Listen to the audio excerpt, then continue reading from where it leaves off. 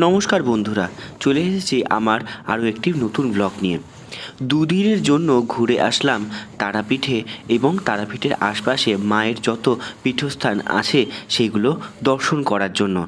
Train থেকে নেমে হোটেলে লাগেজ রেখে আগেই দর্শন করলাম মাকে। তারপর সেখান থেকে বেরিয়ে একটি টোটো ধরে পৌঁছে গেলাম মুন্ডুর মালিনী মায়ের মন্দির দর্শন করার জন্য।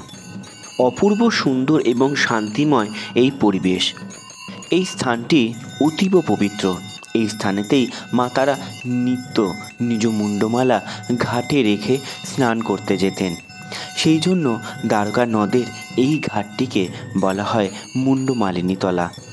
এবং এই স্থানেতেই ছোট বাবা অর্থাৎ সন্ন্যাসী গোসাই বাবার আশ্রম। যতক্ষণ মন্দির প্রাঙ্গণে ছিলাম অতীব শান্তি অনুভব করছিলাম। এই বাজনা, এই ঘণ্টার ধ্বনি এক দিব্য ভাব পরিবেশিত করছে সম্পূর্ণ মন্দিরে।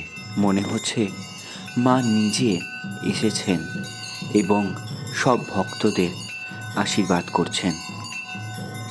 জয় মা তারা।